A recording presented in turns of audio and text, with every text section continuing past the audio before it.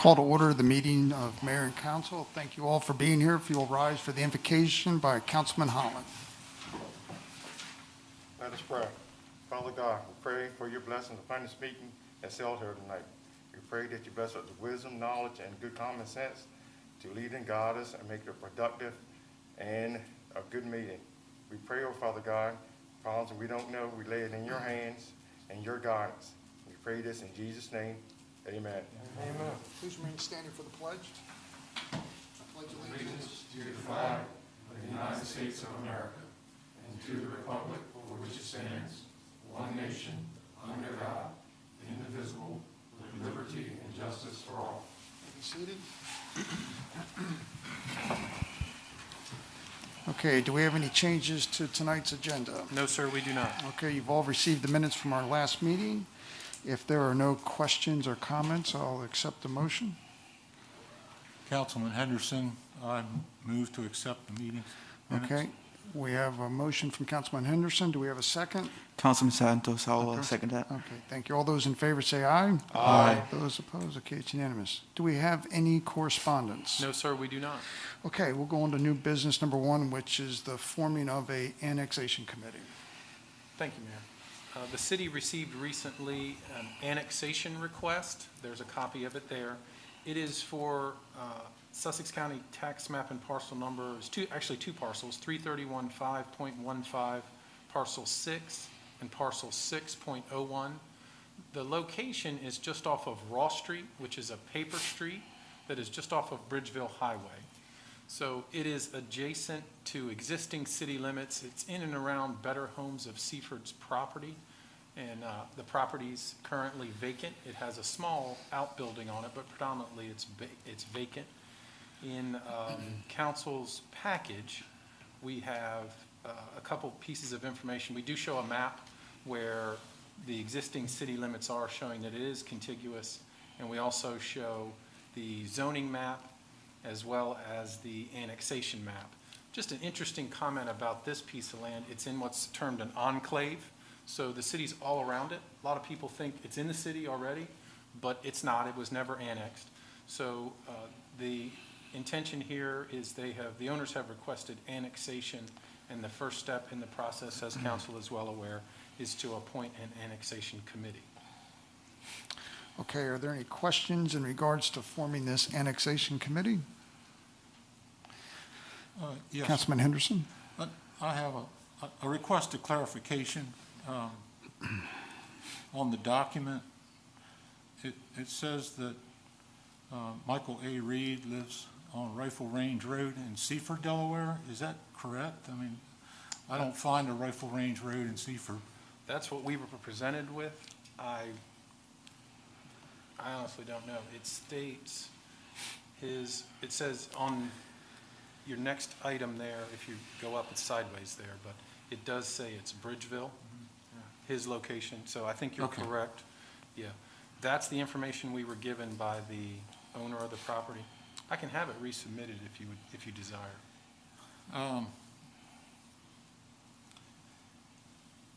So long as it's not, it doesn't nullify the application.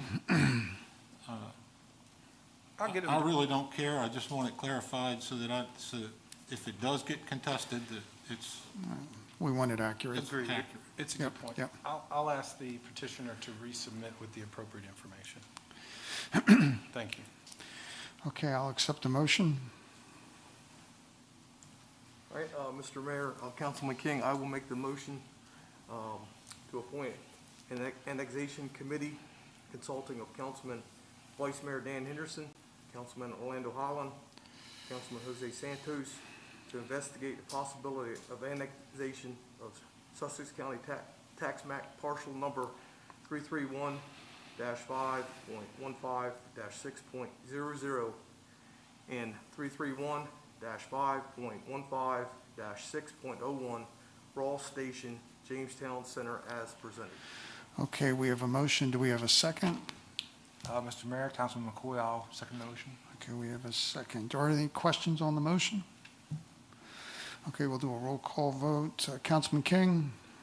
Aye. Councilman McCoy? Aye. Councilman Holland? Aye. Councilman Henderson? Aye. Councilman Santos? Aye. Okay, it's unanimous. Thank you.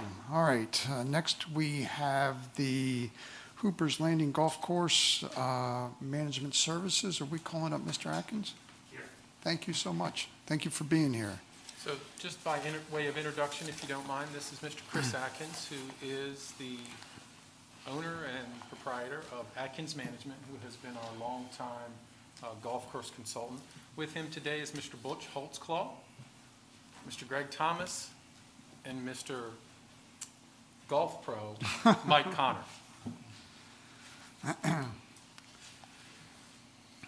All right. Well, first, thank you very much for allowing us to approach you tonight. Members of the council, Mr. Mayor, Charles, city manager, and of course the staff, most important people. We're here tonight as our contract is due for renewal for the maintenance and management of Hooper's Landing Golf Course. And what I was going to start out in introducing the staff. That's been taken care of. Thank you, Charles. We've had been in operation for a little over 10 years with the city of Seaford. And I think there's been a very good relationship that we've been able to work with the city. They've been able to work with us. It's been very favorable on both sides. And we're here tonight to request to extend the current contract we have for another 5 years with the city for managing the Hooper's Landing Golf Course. As you can see on the slides, the course looks much different now than it did when we took over. As many of you know, it had been, they had stopped maintaining the golf course, which was Seaford Golf and Country Club. When we came in, the greens were all dead. Fairways were in pretty rough shape. The entire facility was in much need of repair. Over a number of years, we've continued to bring the course up to the standards where they are today. We're constantly trying to improve that as well. And just to give you a little overview of what Atkins Management does, I've been in business since 1990, so we've been around a little while. We manage 3 courses right now. And what we do is when we come in to manage a facility, we offer all the labor, we supply all the equipment, the mowers, whatever's needed for the golf course to operate. We also handle all the associated costs, which would be the insurance, workman's comp, liability, and then all the inputs for the golf course, which could be anywhere from fuel, fertilizer, chemicals, supplies, sand, whatever is necessary to operate a golf course. And operating a golf course is a lot more than just cutting grass. It's an actual science, and as well as with our force we have, Mike Connor being the pro, he's able to give lessons. He's been through management school as to how to operate a pro shop, run a business, to ensure that they promote golf within the community as well as the outside area. Greg, who is our superintendent, he handles all the grounds, the maintenance, and anything that has to do with landscaping or operating the golf course. So it's a large team that we have. Currently, we have about 20 employees during our peak season, give or take a couple, generally a few more. January and February tend to be a little late, so you know, that number's down by probably 3 or 4 right now, but and some of them are seasonal. So that's kind of an overview of what we do, and our job is to promote golf, maintain the best possible facility that we can, and promote the game and generate revenues for the people that we manage it for. Move on to, I think that worked pretty well. So on slide 2, you'll notice this talks about our rounds. And we're just dealing with, right now, we're looking at 2018 through 2021. In 2018, that was a time when we restructured the management contract, which rather than being just a straight fee that was charged to the city to manage the golf course, the fee basically would be about the same, but it was set up on a profit-sharing type basis to try to make it so that the more golf and the more revenue that we could bring in to the city, we could also control and get a little bit of the bonus from that as well. Because our inputs have certainly gone up, and they constantly do. When we started, labor was $6 an hour. That same employee's costing me 14 now probably, and soon to be more than that, it looks like. But so we'll talk about the rounds. Where we are in 2018, we did about 16,800 rounds that it shows on the chart. We've progressively increased that till we get to 2021, where we are now. And right now, we're projecting 23,500 rounds to do this year. And we also feel that's a very conservative number. Based on the numbers that was running with Butch and looking at, unless we get shut down again by a government agency based on the pandemic and Corona, I think this number is extremely conservative from where we are right now. The pandemic has actually helped golf somewhat. People aren't working, they've had more time to play. Things we've noticed is there's been a lot of younger golfers out now that we didn't have before. And they've had more time. People have also found golf, they're enjoying it, they're finding it's a safe place to be. They can go out and get recreation, they can get exercise, they feel safe because, you know, they're not tied up next to each other and these kind of things. And so we're seeing a lot of new players. We're also bringing in a lot of new players from other areas. When Caroline Country Club in Denton closed, we were able to pick up some additional members at that point. And we've actually drawn some members from Heritage Shores. We have them coming from Georgetown and Salisbury and other areas as well. So that kind of shows where we are with the rounds and how they have improved.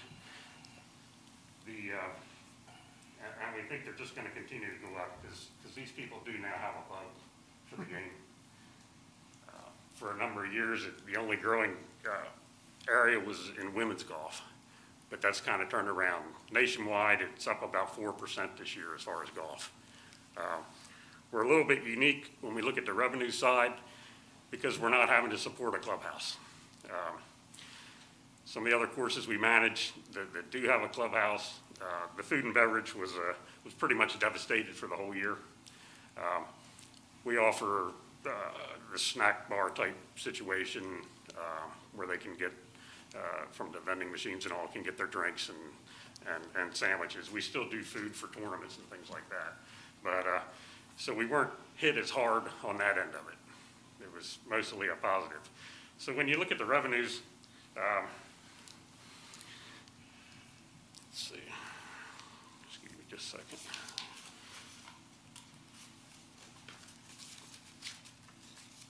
In 2018, 579,000 was where we were with our revenues.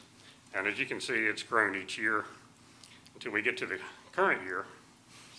And again, this is a projection, but we are expecting to do gross about 800,000 in revenues this year. So it's a pretty substantial increase over the last 4 years, which is certainly a good thing.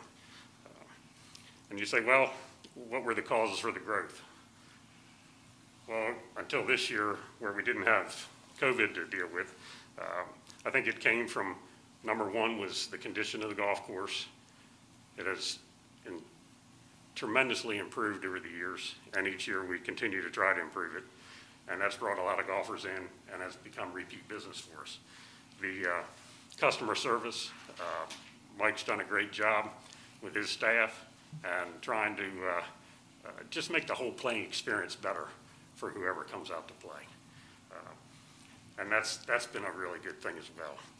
Another reason would be there've been some increased advertising that we've done through the radio, through the television, through other avenues, and of which, in that, one thing to mention, that Atkins Management, we do subsidize $10,000 just for advertising to go along. So we're giving back, and we're trying to help use things like that to help promote the business and promote Hooper's Landing Golf Course.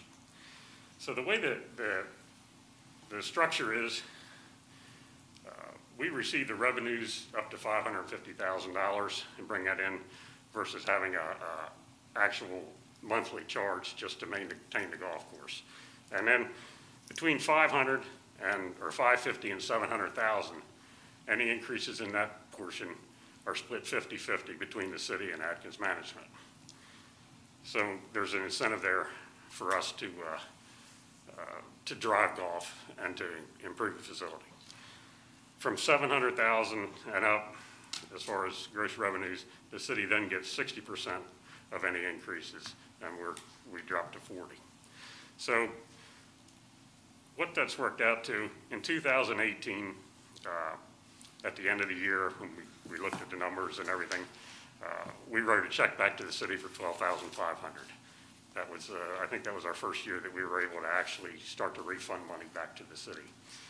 In 2019, that number went to $32,000 was the payback. In 2020, we were at $52,000.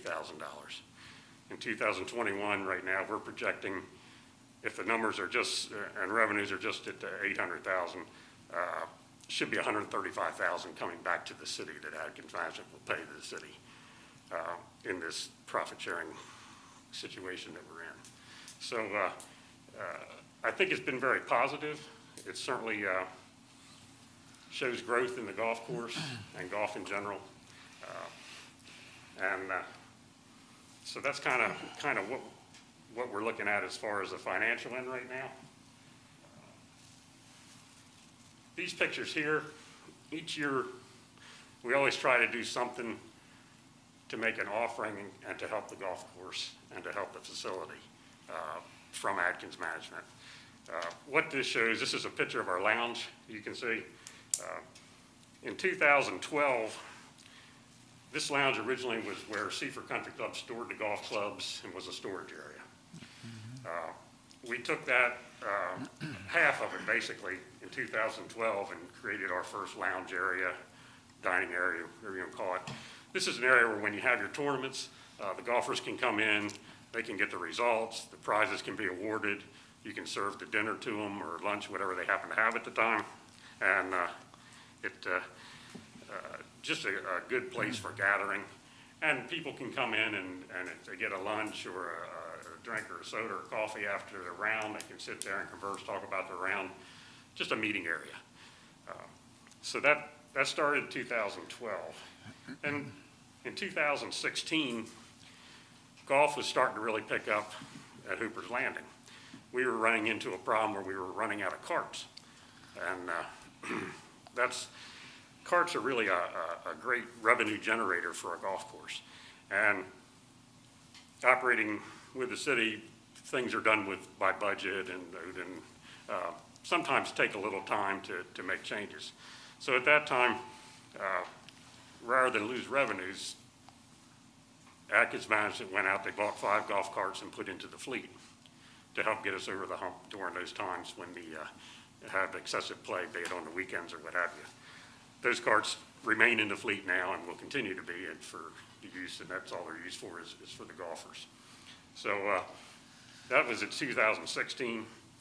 Then last year in 2020, which is what this picture's showing, we took the remaining storage shed area of the building where the pro shop is and all, and finished it off, and that's a finished picture on the right, showing where we converted that to additional lounge space. So what it did, it raised our capacity from 55 to 100. Well, you say, well, what's that going to do for us? Well, what that does, that opens us up to a lot of tournaments and charities and events that would normally have 100 players or 80, where before we could put 50 comfortably inside, The rest would have to be outside and picnic tables, things we would set up for it. But if there was inclement weather, that became a real issue. And that caused some of the tournaments to sort of steer away from Hooper's Landing because they were concerned about where they were going to have the facility. And I'm sure, as many of you know, running a tent is pretty substantial. And you also have to guarantee that and do it ahead of time. So in doing this renovation here, and it was done in conjunction with the city. The city paid for the drywall and the materials on it. Atkins Management supplied all the labor and everything to finish the project and install it. Also, at the end of this building, and we had it before, we also have an indoor golf range that we've set up. And it's a video type golf situation where you actually hit golf balls into a net for those that haven't been there. And it comes up and shows your shot on the TV screen, and you can follow it, and it shows holes from many different courses, and there's a lot of games you can play. And kind of do a little bit of a league like that in the winter, but it gives people an opportunity to continue to use the facility and generate, you know, it's not much income, a little bit maybe, but just keeps them interested in golf throughout the season, especially months like January and February where it's difficult to find the weather to get out and actually play golf. So Mike instituted that, and it's been a pretty good success. So that's what we've, the major improvements that we can say. You know, every year there's constant improvements to the golf course, whether it's building a new tee, it's resodding an area. Of course, there's always tree pruning and, you know, which I consider general maintenance. We're doing a lot of work right now with the cart paths. And we bring in the machinery and everything to do these kind of things to help along with the production of it. So we'll move right along. We have some future projects planned for this year, and that's that we want to do for the course. And the first and foremost is to sprig the fairways on the old 9. Well, you say, what's sprigging? Well, it's introducing a new type of Bermuda grass to the fairways. The 9 holes that are on the DuPont side have an improved variety of Bermuda grass on it now. The old side was what they used to call Vaymont. A lot of you would probably call it wiregrass. It has a very short green life. These new varieties, they green up quicker. You have a shorter dormancy period. It's a narrower blade and a much more dense turf. Makes for a much better playing surface. It's aesthetically pleasing and tends just to be a little tighter. We feel by doing this is really going to improve the perception of the golf course. It'll be more even with both sides being the same type. Hopefully we'll extend our season even a little longer and just make it a better situation. And that's, you know, that's something that we're looking at doing probably in May. And I've already contracted for the sprigging to take place. And it'll also make it a little more efficient on the water usage on that. It just doesn't require as much water as the old product did. The second thing that we're looking at doing on the future projects, and that's going to happen this year as well, is we'd like to upgrade the irrigation control system. This would be a computer in the shop or in the office with Greg, and then it would be all new satellites on the golf course, which are the control panels that you see, the metal boxes out there if you've played golf. What this will allow is radio controlled from the central unit. The computer will determine which heads will come on at which times when you put in to maximize the flow through your pump station. So if we have a maximum flow, let's say of 700 gallons a minute when we're irrigating, it'll maintain, it's like a graph, it'll go up, it'll maintain a constant pressure during that time without a lot of spikes and valleys. And this does a couple things. It makes the pump system much more efficient because you're putting out a constant amount of water. You do it in a shorter period of time than we would trying to do it manually and trying to figure in our head, okay, I got 4 heads on this controller and I need 5 over here. And it just actually will help reduce the amount of water used. And we're pulling the water out of the pond there and filling it from the Nanacoke right now, which is, so we're not buying water from the city, but just a more efficient way to use the water. And, this could really come and play into hands should we ever get to that situation that I know Charles had brought up before, that at some point the city may have to start looking at putting some gray water on the golf course and using it for some of their effluent. When you get to a point where your nitrogen loading gets too high in the Nanacoke and Denarec comes in and says you've got to reduce that, well, the best way to do it is looking at land application of some of your gray water, or if it's going to a treatment plant. You can take your own treated water and put on these areas, and then even if you just use the 09, you're looking at 90 acres that could be irrigated. And this system would incorporate right into that, so it's already a step above that. It also saves us time and labor from having to program each thing. Also, with the spikes and valleys, when you try to do it manually, the pressure fluctuations can cause irrigation leaks, because the pipe out there is old, it's glued, it's gasketed, but if you get a constant flow, then it just seems to be easier on the entire system, and everything just seems to work better. So that's something, the cost of that's $65,000. That's something that Agnes Management is going to pay completely for this year to put in for the golf course. There are some of the things that we have in the plans right now. Moving on to talk about a few of the things that we do. One is the PGA Junior League. And this is put on, Mike Connor takes care of this. He's been doing it for a number of years. I'd like to ask Mike to come on and just give you a quick overview of what this does for the youth in the area and some of the opportunities that they have. Mike. Thank you again for allowing us to come and present this. And just to talk a little bit about the PGA Junior League. PGA Junior League is a PGA National way of looking at it is kind of almost like Little League for golf. Okay, it's a new format they've come at about the last 5 years, where our kids play in a team format against other facilities. So we've had 4 years for a 13U program. This year we're actually hoping to adopt, because a lot of my kids are getting out of that program, do a 17U, as well as continuing the 13U. And a lot of the kids are local in the area. There are also some kids coming from outside of the areas, Maryland, coming over as well to play in the program.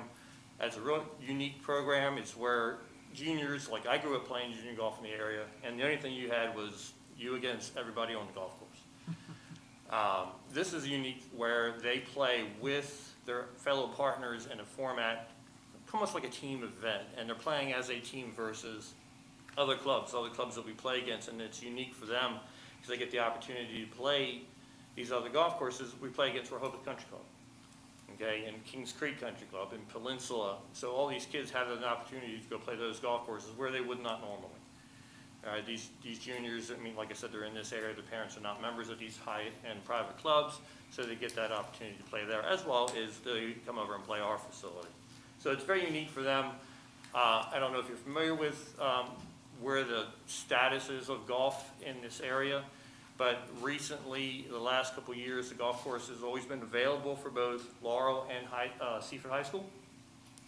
They're having difficulties even putting teams out. There's no golfers.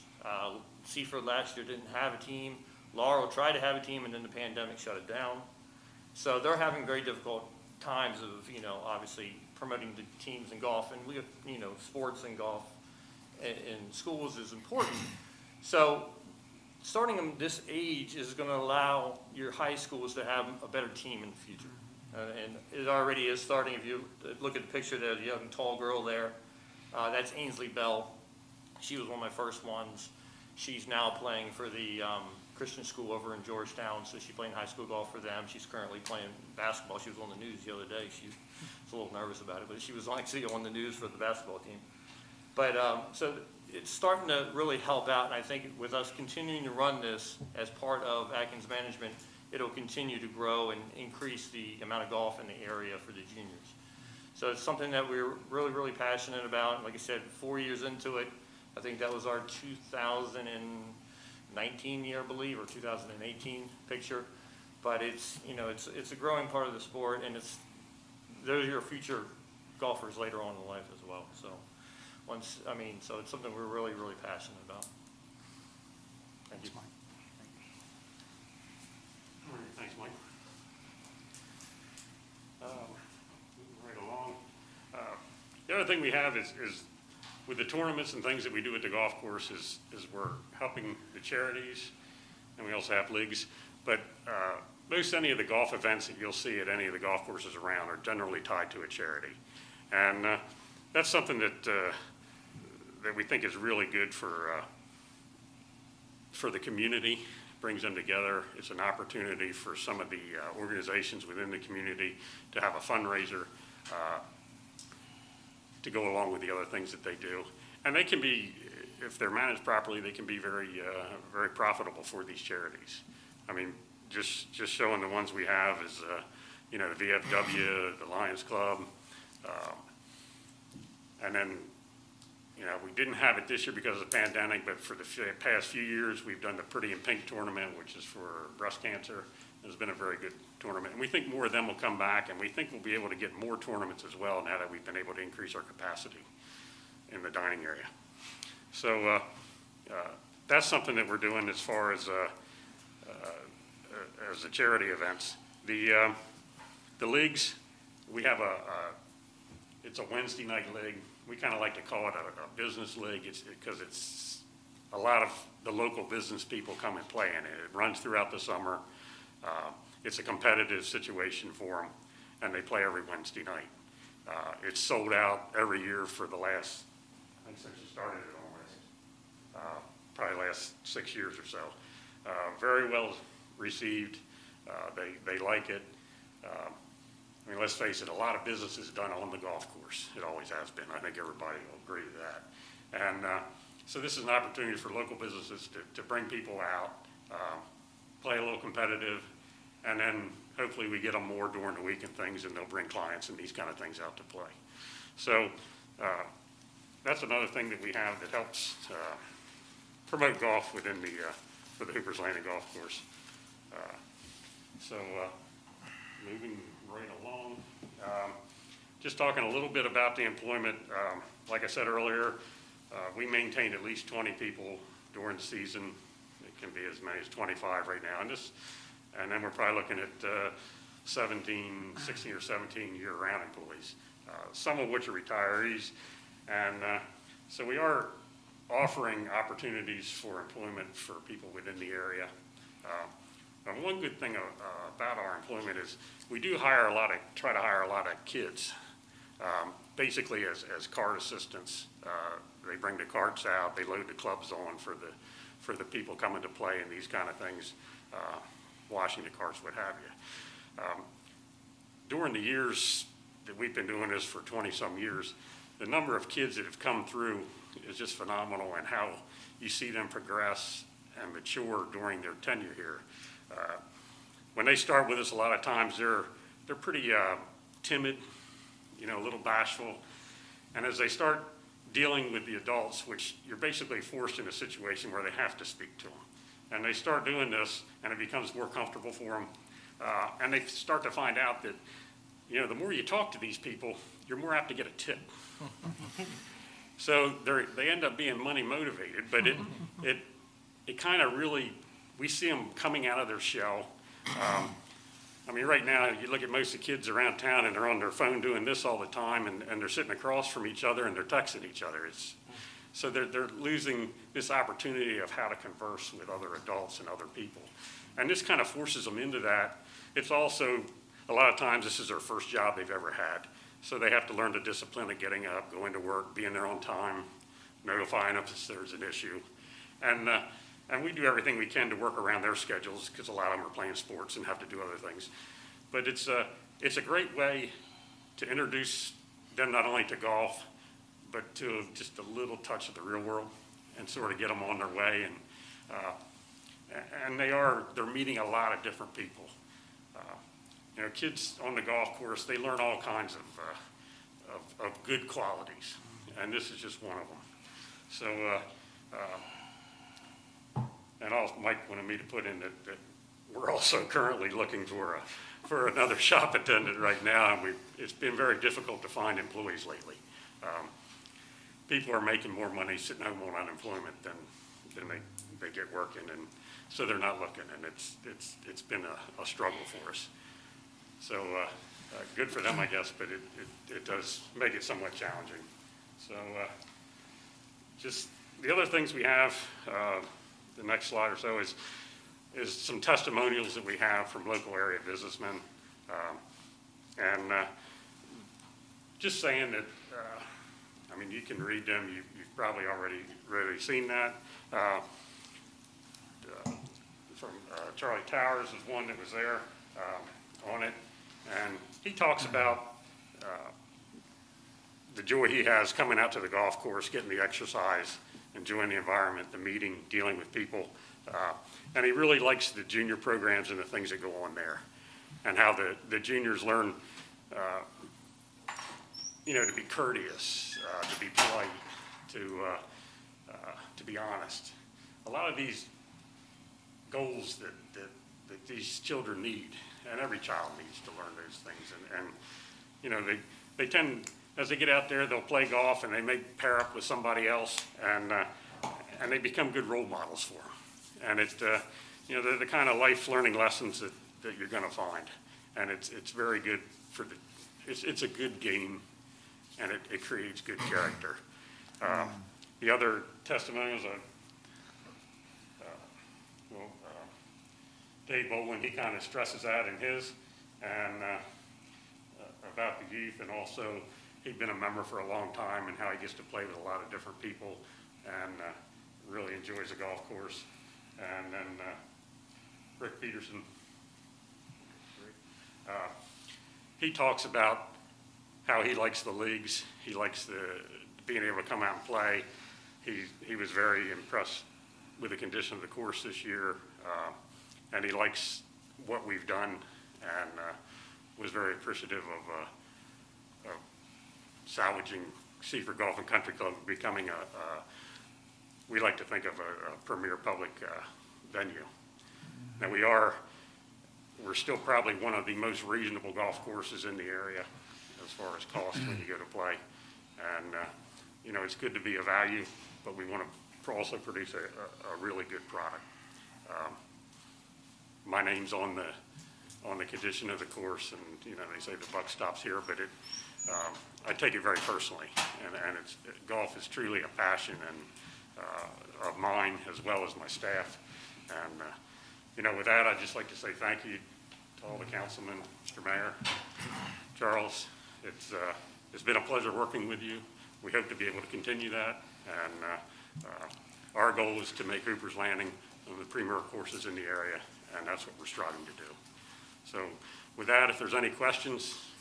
Yeah, we'll ask for questions. First, though, before we do, I just want to say to you and your staff, the course is incredible. It's an incredible asset to Seaford, and you guys have taken a course that was in disrepair. We were scared it was never going to come back, and you really have brought it out to just be an incredible course. And I know for me personally, to ride by the course and see the parking lot full and lots of people out there playing and having a good time, especially during these times, it's been uplifting. So I appreciate the work you guys have done there. So with that, are there any questions or comments from council? Councilman McCoy?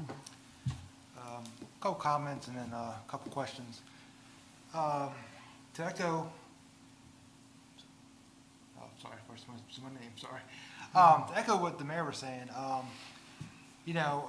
I've been out there during some of the tournaments you guys have had in the past and for charities and things of that nature, and they're top notch. The staff you have out there, the team you have, do a great job.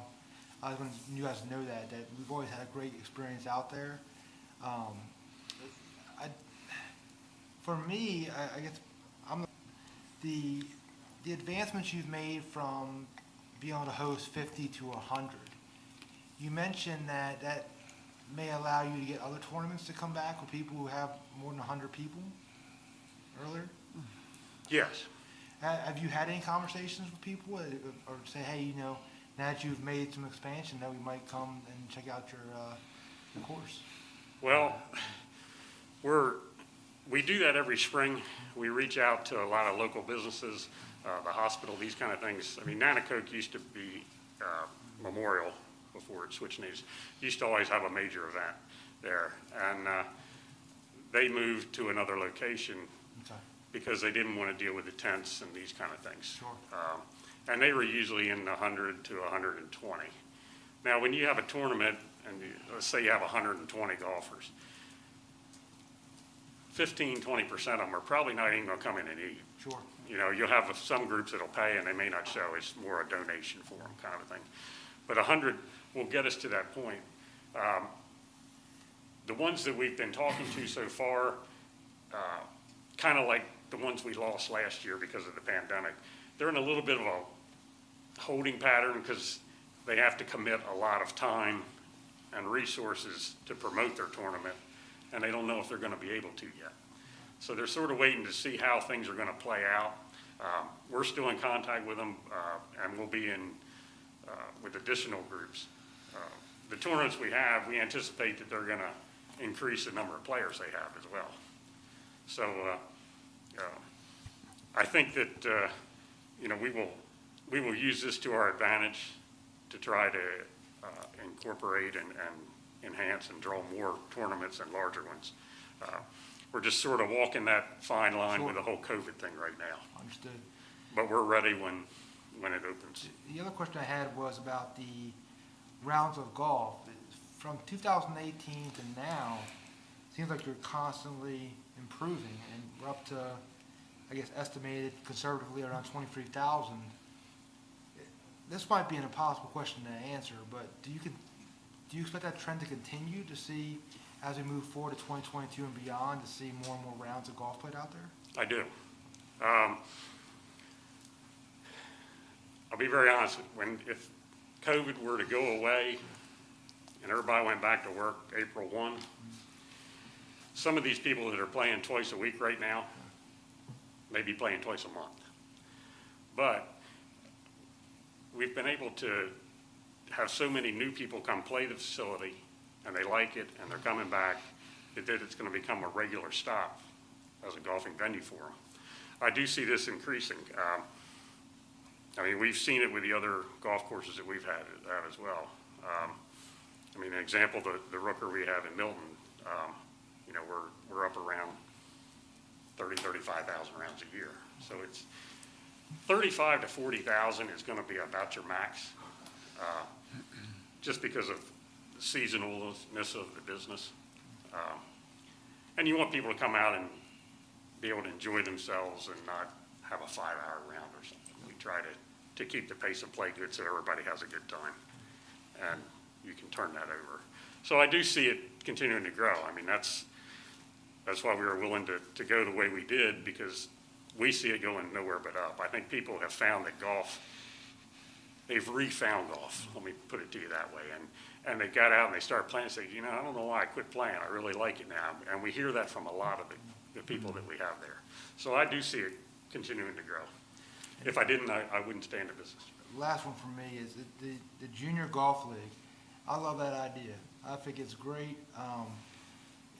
Personally, I'm involved in youth sports, and especially football. Having different youth football programs in the area is very beneficial, to have kids trained and know some things to do before they get to junior high, JV, varsity level, and then they've already been taught some skills and things of that nature. So I think that is a great idea, and I think that's going to benefit a lot of kids in our area. So big fan of that. So Good job, thank you. Councilman King. Thank you, Mr. Mayor. Mr. Atkins, well done. I mean, your presentation was phenomenal. I'm one of those people that don't play golf. I live in the city residents, pay taxes, and the city allocates a pretty phenomenal amount of money each year to maintain and upkeep the golf course. The city allocates over $300,000 a year in taxpayer dollars to help make the golf course successful. With that being said, is there any thought of having a special rate or reduced rate for city residents that come out and play golf at your course?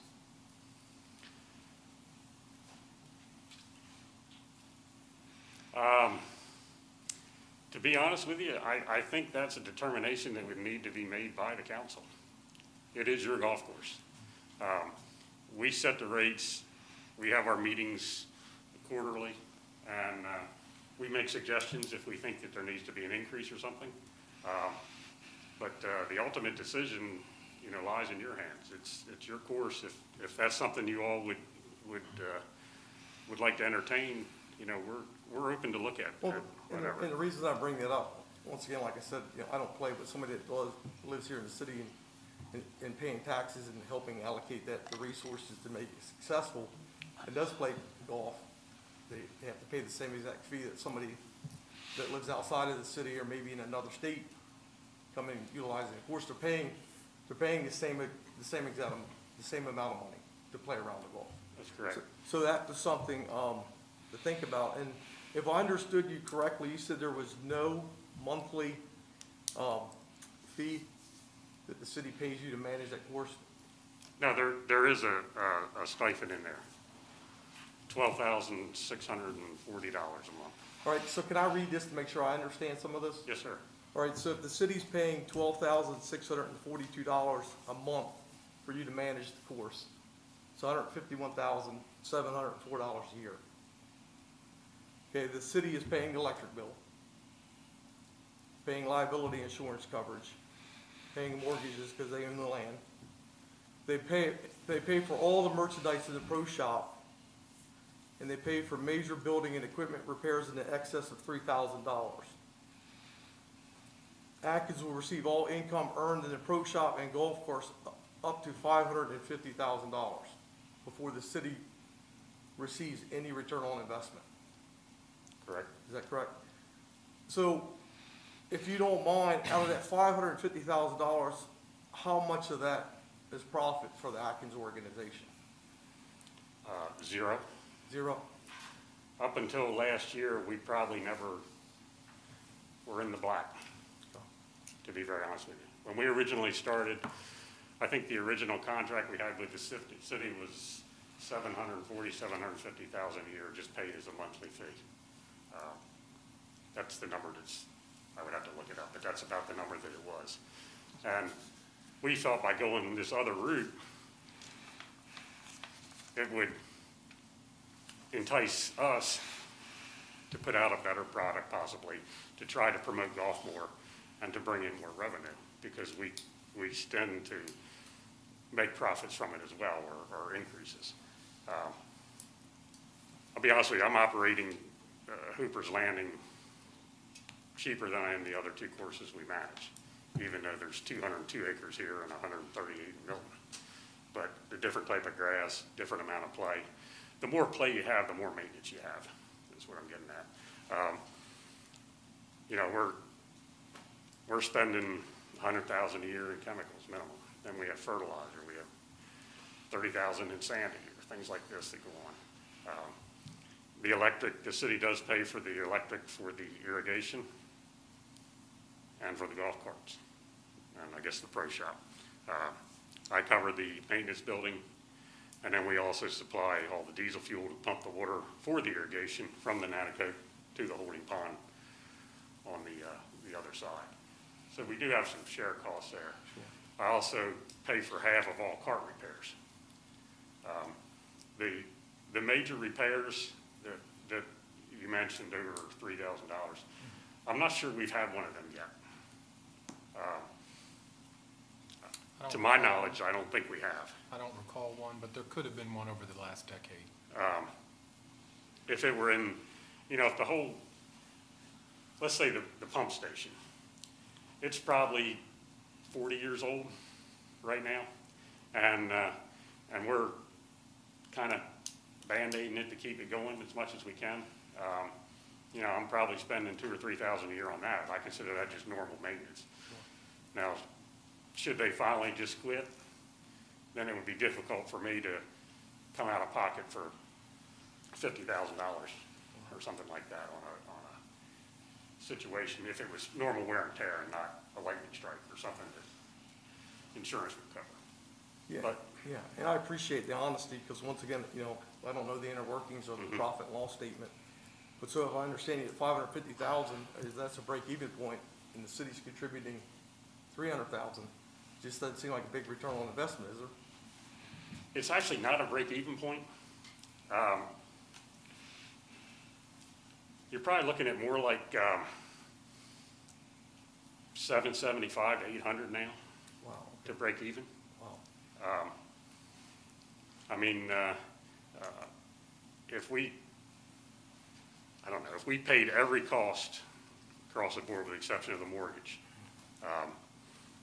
probably wouldn't be able to do it for less than 900,000 a year. Wow. Almost $1 million. Mhm. I mean, the other courses, I'm well over $1 million on both. And you know, we're not running to the bank. No, I understand. You know, there's, not being a golfer, there is a lot of inputs. I'd love to be able to show you that, you know, just, you know, there's $500,000 of equipment I have sitting there that we had to put in Right. for the, So without having this conversation, I didn't realize the risk that you and your organization is taking, right? So looking at it on paper, kind of looks like, wow, how do you not make money? no, But then having I, this conversation with you saying, well, hold on a minute, this is the expense and this is what it takes to operate and be successful.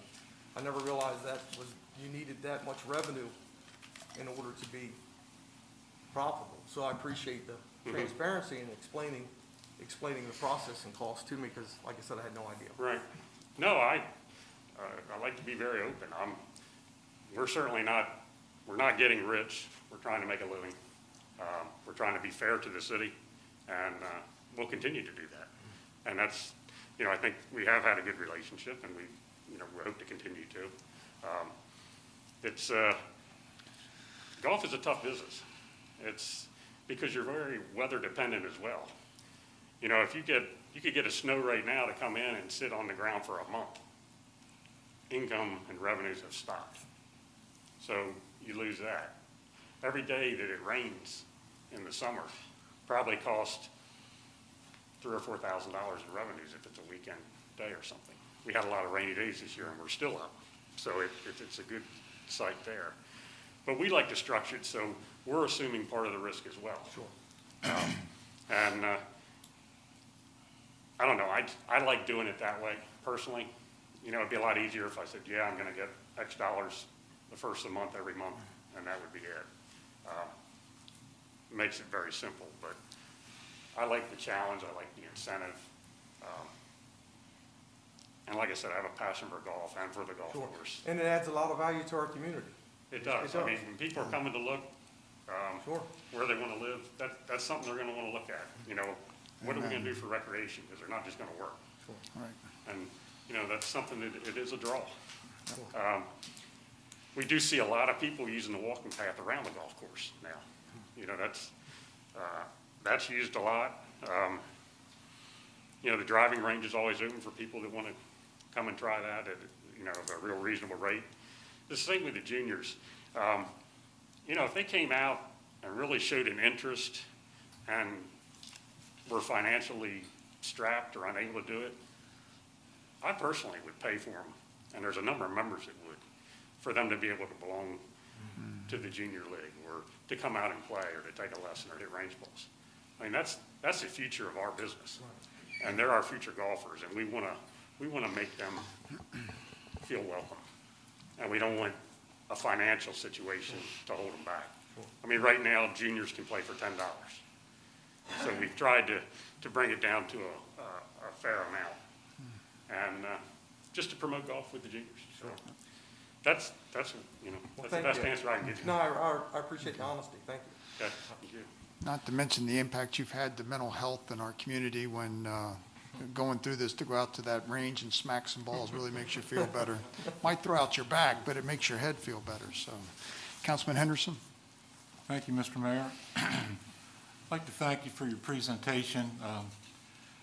Just like Councilman King, I am not a golfer. I've never swung a club in anger or for pleasure. So maybe I need to try that out. We can hook you up. I'm sure, yeah, it's just down the street from me. I have a couple of questions. Maybe you or your pro or somebody could answer. How many rounds a day can you run through that course? on the best day, how many?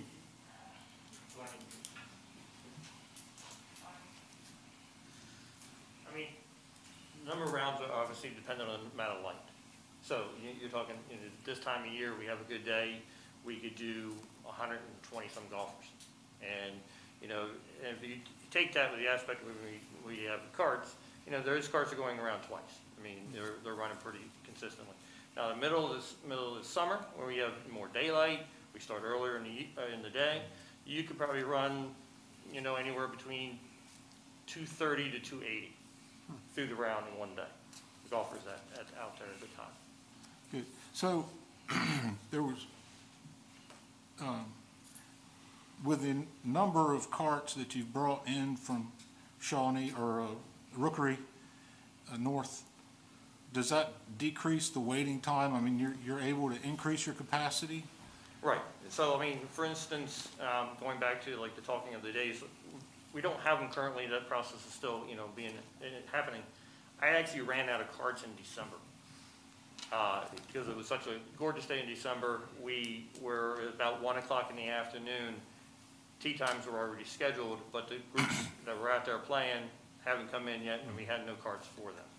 So by having those additional carts that was approved, I believe, in the last meeting, that alleviates that problem.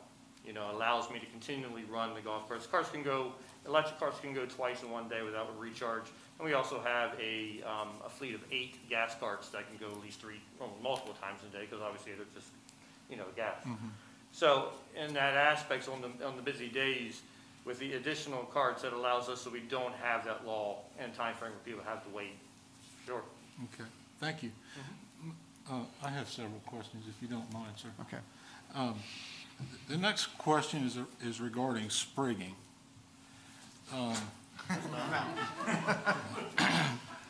When you sprig, is that like plugging? Pretty much.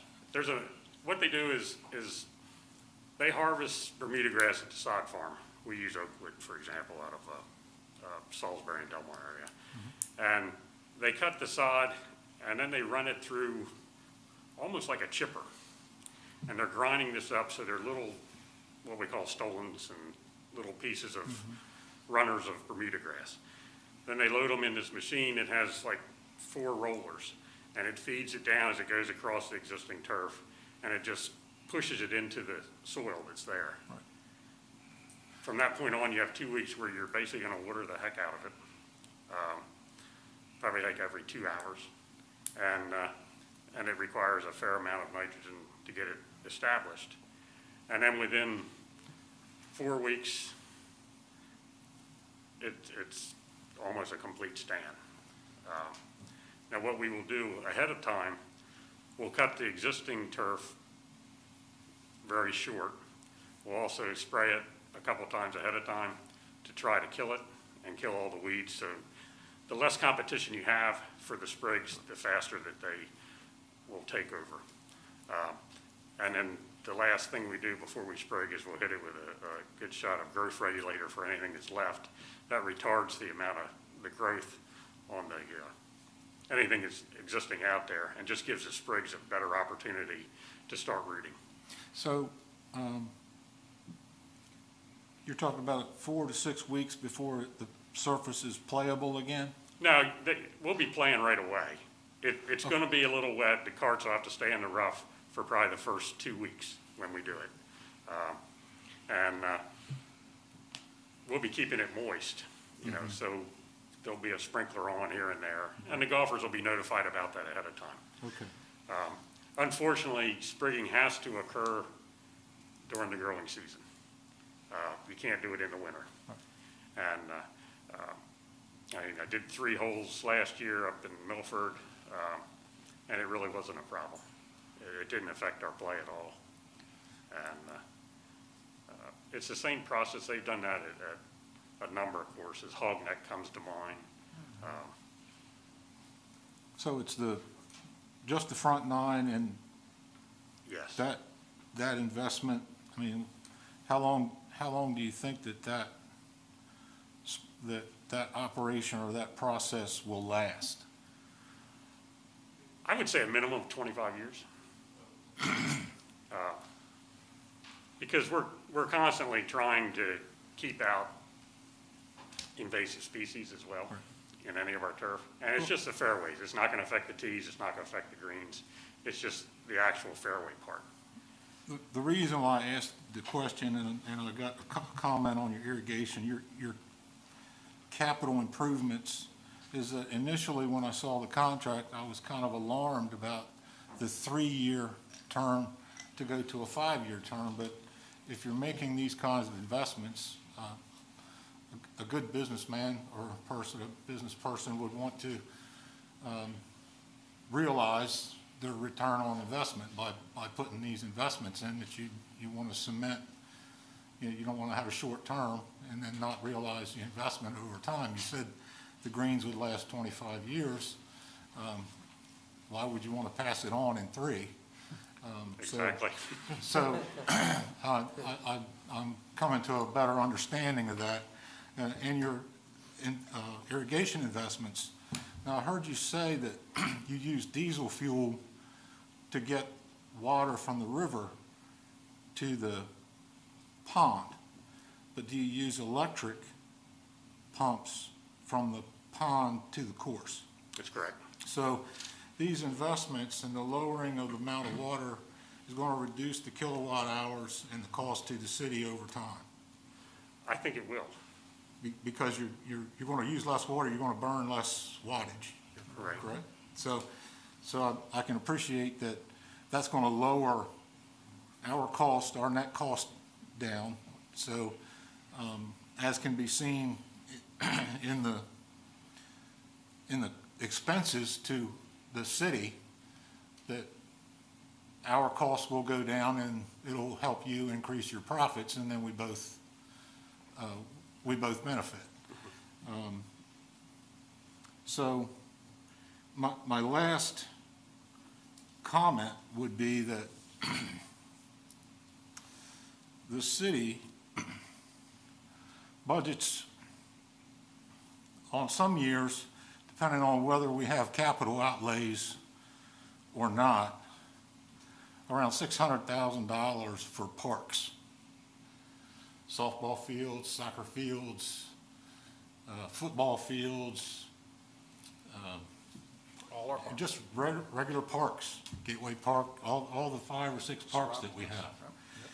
And all of that acreage doesn't equal the 200 acres of the golf course, which we end up outlaying about $300,000 for. So I think it's additive to our community. It provides for, it secures open space for our community.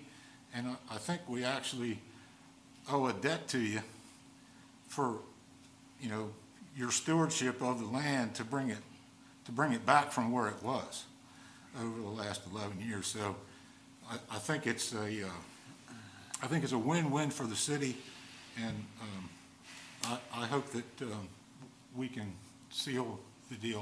I fully support the extension of the project. I certainly appreciate your comments. Yep, Thank you. thank you. Any other, Councilman Santos? Yeah, I had a question about the marketing. How much are you guys spending on marketing, or how much you guys spent this last year? I know that we allocate, I think, $7,500, and you said you spent a little bit more. We match up to $10,000 a year. Okay. I think, what did we do last year? I'm not sure of that.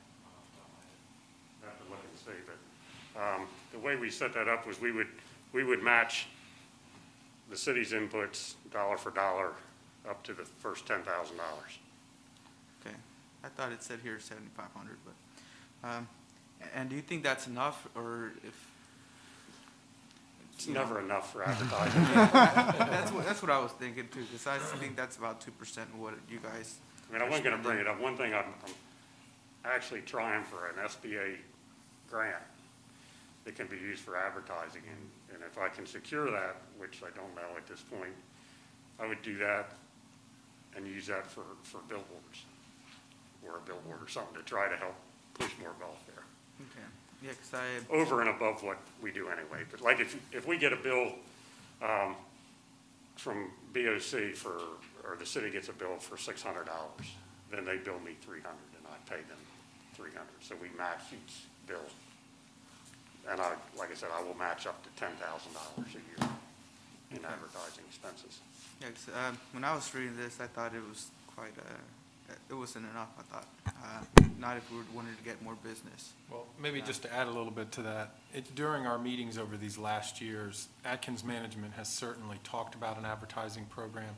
We have been somewhat hesitant to increase line items due to the costs. Mm-hmm. So as we start to, turn this corner and revenues become available, those are things we're going to look to Atkins Management's expertise to say, okay, how can we work together to increase play, help your mission? So I think over time, we're going to take their advice, but you're going to see things like that. We'll have the flexibility to increase it. Right now, carts is the big thing that we've been working on over the last few budget years. So we're kind of taking it one step at a time, but it's a good comment. We do need to look at that. I mean, a lot of our growth comes from word of mouth, and which is a good thing, but that's a very slow process. But they say if you do something bad, they tell 250. If you do something good, they tell 2. So, Okay, any other questions or comments from council? If there are no other questions, I'll just make a comment. In council's package, there is a draft golf course agreement, and this is the red line copy. The only changes that, and Atkins Management has reviewed it along with city staff, the only changes are the length of the term, which we've discussed, and that's really it. There were some minor cleanup things with spelling and a little bit of punctuation, but you'll see there are really no changes. Atkins Management has not asked for an increase in compensation for this 5-year contract. The cost share, which Mr. Atkins described very well, is in there. It is not requested a change for that. So if there are any questions related to the contract, certainly Mr. Atkins or myself can try to answer them. But if accepted by council, we would accept those changes, length of term, and then execute. I do have one question. Hold on one second. Councilman Henderson, go ahead. Oh, no, go ahead, man. Go ahead, Councilman Henderson. My question would be that, this would be a question for the city manager. Has Atkins Management in the past 11 years been found to be in default or deficit in any of their performance regarding the contract? No, sir, they have not. Thank you. Councilman King? Yeah, thank you. Mr. Atkins, if you had to guesstimate, what percentage of city residents, this is probably a tough question, but we talked about growth and alluding to what Councilman Henderson said about having the ability as a resident paying taxes to utilize parks at no cost. What percentage would you say of city residents utilize that golf course? Mike? Probably And it doesn't have to be an exact number, it could be a guess, I'm just curious. I mean, not knowing how many residents you have, I couldn't tell you what percentage use the golf course, but in the aspect of the number of people that have like say a Seaford address that are members of my facility is a good, probably 60-65% of the membership, and that's just a small portion. Your everyday golfers that come out and just pay your normal greens fees, yeah, I mean, we don't get all that information and exactly where they live and all, but I mean, with it being a country club prior to being now a public facility owned by the city, all your old members that were members here that lived in town, supported it as a country club, came back, so I would say it's a pretty high percentage. But I mean, to give you an exact number, I couldn't do that. All right, thank you. Sure. just one other point for your previous question you had. If a city resident plays a lot, they're going to join as a member, and the more they play, the lower cost per round they have, because that gives them unlimited member, and they can join by the month or by the year. Sure. So that does kind of offer a discount to someone that plays a lot. That, well, they wouldn't even have to be a resident of the city, but that is a way to reduce your cost. Sure. But then I was also thinking about a way to drive numbers and growth. Yeah, with the software we have, we're able to look at some of the demographics and things, and we've tried to enhance a lot of the use of the social media and website, and everything just seems to be going in that direction and more away from like print. Thank you. Okay.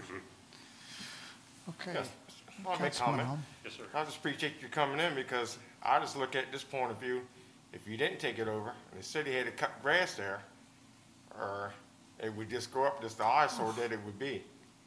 So, I mean, that's a big help to us right there. Appreciate Thank it. you.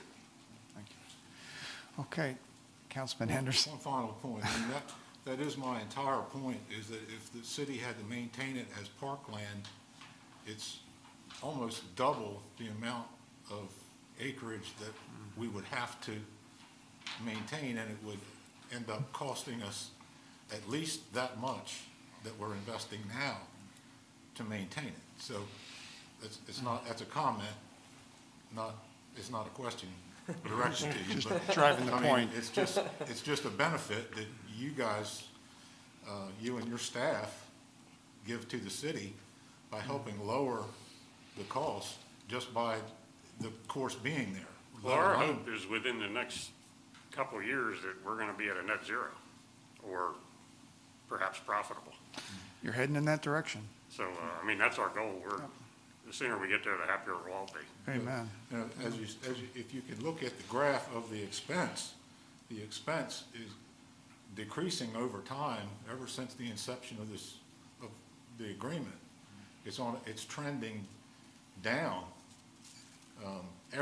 almost every year. There's a couple little blips. I think 2020 we had a blip up,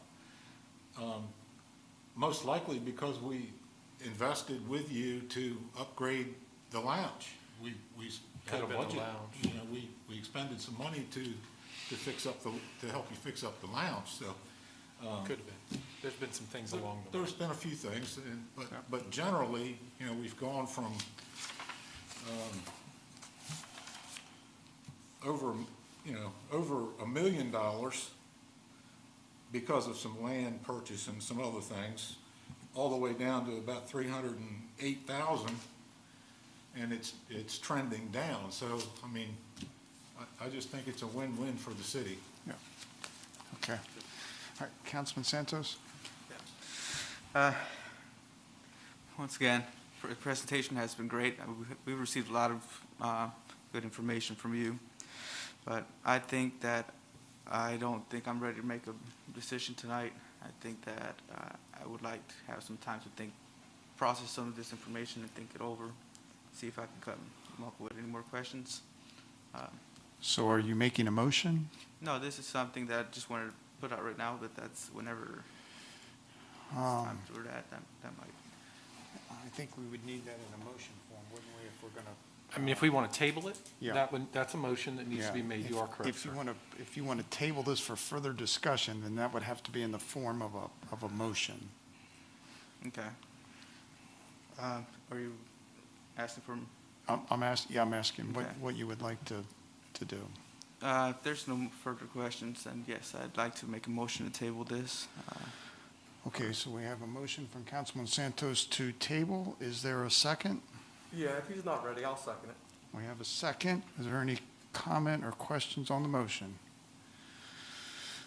All right, with that, we'll do a roll call vote. Councilman Santos? Aye. Councilman Henderson?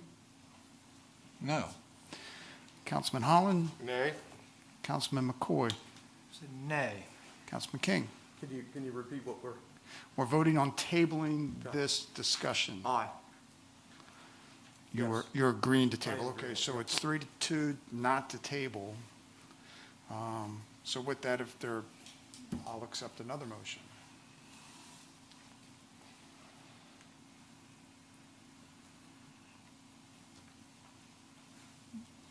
Mr. Mayor, Councilman Henderson, I move to approve the golf course agreement for management services for the Hooper's Landing Golf Course for a period of 5 years, commencing on July 1st, 2021, as presented.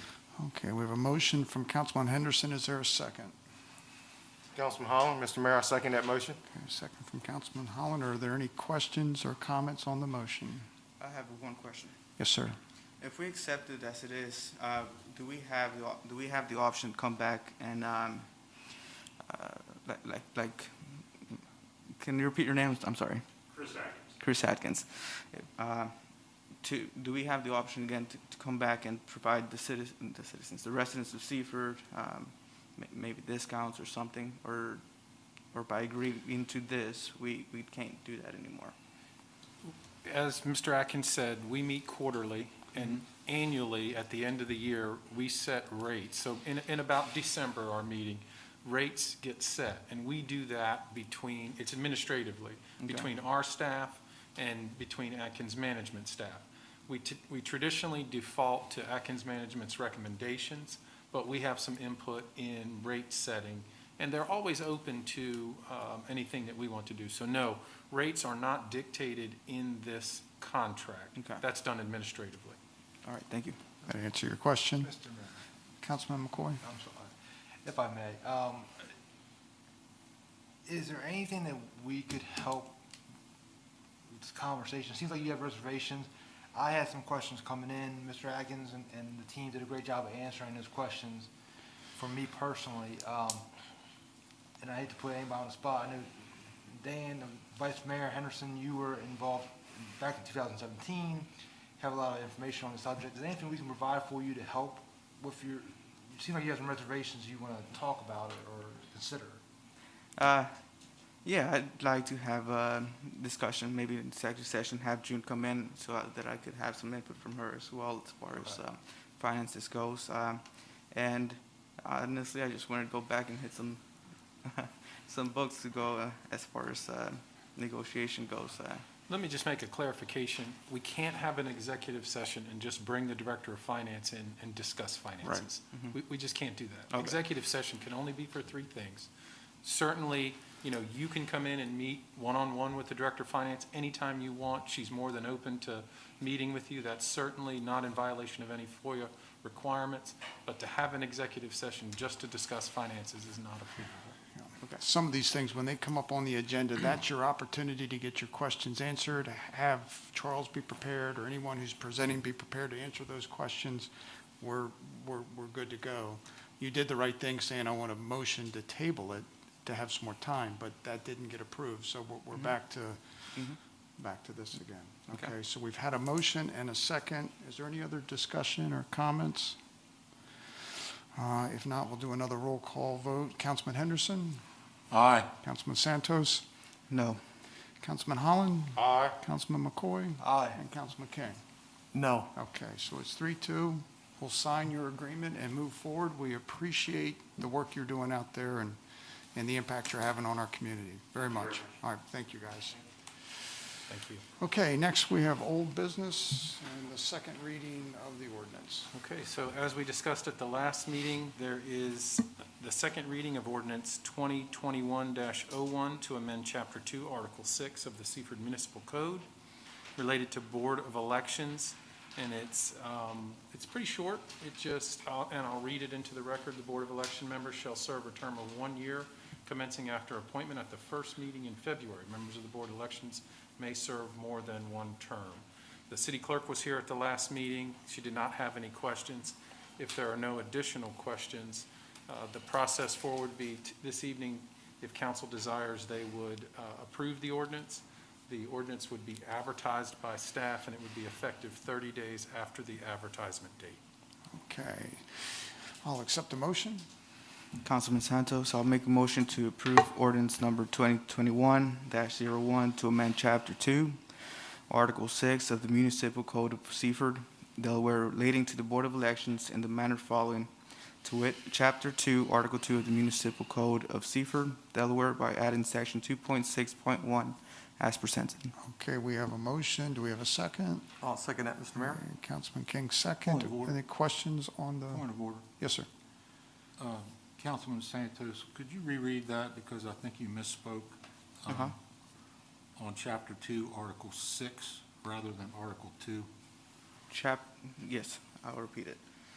Mr. Mayor, I'd like to make a motion to approve ordinance number 2021-01 to amend Chapter 2, Article 6 of the Municipal Code of Seaford, Delaware, relating to Board of Elections in the manner following, to wit, Chapter 2, Article 6 of the Municipal Code of Seaford, Delaware, by adding Section 2.6.1 as presented. Okay, so we have the motion clarified. You're still good with the second? Yes, Okay, sir. thank you for catching.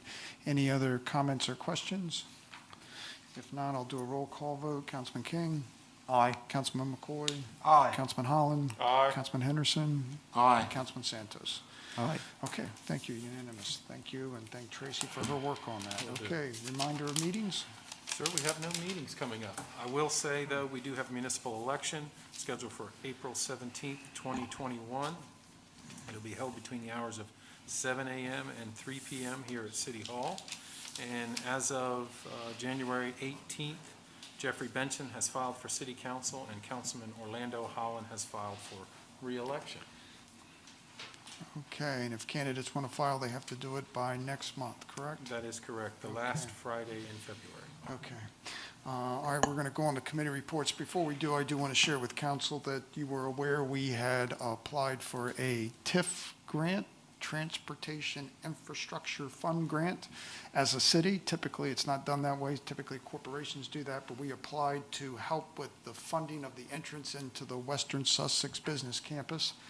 Tricia and Charles worked very hard on this along with GMB to put this together rapidly and get it in, and we certainly had leaned into the governor for help and support, and it got approved today. We were approved in committee, so it still has to go to final approval for $750,156. So that's a huge help in this project. As you know, infrastructure is very expensive.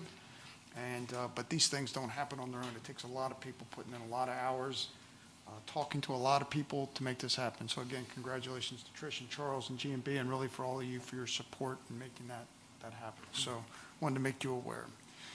All right, we'll start off with the committee reports with Administration IT. Councilman Santos.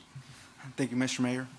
Mr. Mayor, I wanted to take a moment to, before I read my report, to recognize one of our, a classmate of mine, Carter Moore. We graduated in 2013. We were in RCC together. I believe he served for as a volunteer for the fire department here in the city of Seaford while he was in high school. Then he joined the Army. He was a military police, and he was at the Capitol as the Capitol Police when all the unfortunate things happened. He was there. He was very brave, and I just wanted to say thank you and recognize him for his bravery. As far as the committee report, there were several inspections made on the Oyster House project. There was a final inspection made for the GMB second floor office space, and it was turned over to the leasee for occupancy. There was a meeting that was attended with the Chesapeake Utilities regarding gas services to the Western Sussex Business Camp. For the IT report, they are working on completing budgeted camera projects. They completed phase 1 of City Hall security camera swaps, and they are ordering additional cameras. They have they've been installing and swapping boosters on lines at the police department. They've been swapping computers at the police department with budgeted replacements. They've configured wireless access points to wastewater and recreation. And as far as the administration report, we are still in negotiation with the police department Teamsters. They are working on the fiscal year 2022 budget preparations. And that concludes my report, Mayor. Okay, thank you very much. Next we have Police Fire, Councilman Henderson. Thank you, Mr. Mayor. The report is submitted in its entirety, and I'll just go through some highlights. Chief John Wilson of the Seaford Volunteer Fire Department reports that there are 47 fire calls to date for an average of 1.8 calls per day, and there are 288 EMS calls to date for 11.5 calls per day, yielding 335 calls for the year so far at 13.4 calls per day. This information is as of 0900 of January 25th. There were no significant calls to report in the fire department. All units are in service. Ambulance 87 had some damages for a minor accident, and it's back in service. Under training,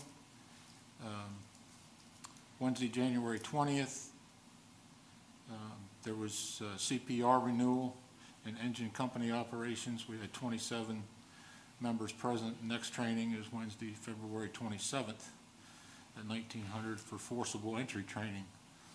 So if you want to watch them tear something up, you get to watch them tear something up. No events during this period. As mentioned in the last meeting, there were elections, and they've been sworn in. All positions are filled now. We have Chief John Wilson, Deputy Chief Matt Reed, First Assistant Chief Tom LeCates, Second Assistant Chief Ben O'Beer, Chief Engineer Adam Ryan, President Patrick Gaskin, Vice President Derek Adams, Secretary Ken Tall, and Treasurer Jim Mitchell. I want to thank them for stepping up and serving the department in a vital way. The first responder COVID-19 vaccinations for the second shot have been put on hold from public health due to an error in scheduling, and there'll be more information put out very soon. And the city did receive a siren complaint, and it was replied to by the chief, and it was copied to the city manager and myself. In the Seaford Seaford Police Department, you'll see a chart showing crimes year to date, all crimes, and a breakdown along with 2020, 2019, and 2028 to give you some sort of reference as to trending. You'll see a chart there for in crime view showing the frequency and the days that they're most busy and the times of days that you have most occurrences. Moving on, there's traffic-related incidents, and there are a list of significant events which you can go through in training. On January 21st, the Seaford Police Department administration attended a webinar on the LEFTA, the LEFTA systems suite, the law enforcement software that automates use of force, internal affairs, field training, vehicle pursuits, and other related categories. Administration on the 12th, they attended the Delaware Police Chief's Zoom meeting. That was the chief who attended, and the chief also attended the COPT, the Council on Police Training Zoom meeting. Seaford Police, they continue their volunteerism by contributing time to the Seaford Senior Center with meal deliveries for homebound community members on Mondays, Wednesdays, and Fridays. And on the 22nd, they installed a child safety seat for a resident. That concludes my report. I would like to add, extend my thanks to the department. On Saturday night, I did a ride along with Senior Corporal Bradley and got to exchange have some really good conversations with the rest of the shift, including the call taker, and that was time well spent. Fortunately, it was that portion of the shift was pretty calm, but I did get some good insights, and I really do thank the chief and the department, especially Deputy Chief Rappa, for making all the arrangements and hosting me that evening. So thank you very much. Okay. Very good. All right, next we have Code, Parks, and Rec. Councilman Holland. Thank you, Mr. Mayor. We'll start with Parks and Recs. They replaced split rail fencing at Hooper, Seropolis, and J Nest, along with other routine maintenance. And they reviewed and updated COVID regulations for possible spring sports and submitted code plan to the state.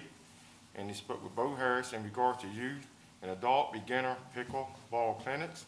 And they had new regulations for COVID guidelines, which I'll read. While pickleball and running are considered low-risk sports, softball, flag football, and soccer are considered medium-risk sports. So to ensure safety among all participants, coaches, spectators, and staff, 5 regulations have been put into place for all programs. All persons must wear a mask when entering the park, when seated and socially distanced. They may remove the mask if social distancing is not an option, and the mask must be worn at all times. Participants are not required to wear a mask while actively participating in the program, but are required to wear them at all other times. All staff and coaches are required to wear a mask and social distance from participants and parents at all times. Recreation staff will sanitize all equipment before and after each clinic game, as well as during the clinic game /game when participants are in a rotating schedule. And recreation staff will provide hand sanitizer to all participants before and after each game. The recreation department will schedule different time slots for games so there are less people in the park at one time. And all participants were required to sign the COVID-19 waiver. And I will switch to Code Department. Run inspections are being scheduled and all demolitions have been completed and all the work is routine. That concludes my report. Okay, thank you very much. Next we have Councilman McCoy with Electric. Thank you, Mr. Mayor. Hit a few highlights here. Since the last report in regards to the crew, specifically Nick Smart is on, he took week number 5 of his 8-week lineman training. They hung a test AMI relay at Dolby Lift Station and assisted the town of Blades with their Christmas lights. Continue to do their monthly substation checks. In regards to the director, had his standard director's meeting, worked on the FY22 budget, and had the monthly construction coordination meeting, as well as had a meeting with Sussex Conservation District in the industrial park. Over the course of the next couple of weeks here, going to continue to work in Muirfield 1, Phase 2B, so they can continue building. Start working in Bel Air, multifamily for the construction, and finish trimming trees in Williams Pond Park. A few of the highlights, the report's been submitted in its entirety. Thank you very much. And finally, we have Public Works, Wastewater Treatment. Councilman King. Thank you, Mr. Mayor. The report has been submitted in its entirety. I'm just going to hit some high-value activities. The Public Works Department is continued working short-staffed. So the men and women there are stepping up and filling the gap. They currently have 3 people out on medical leave, and they have a 4th one that they just quarantined for 10 days and he's due back on February the 3rd. Market Street was striped and paving complete. Leaf machine is done for the year. The no parking signs on King Street have been ordered. They rebuilt Seaford Village lift station pump. They had a rebid for the Seaford Fire Department roof.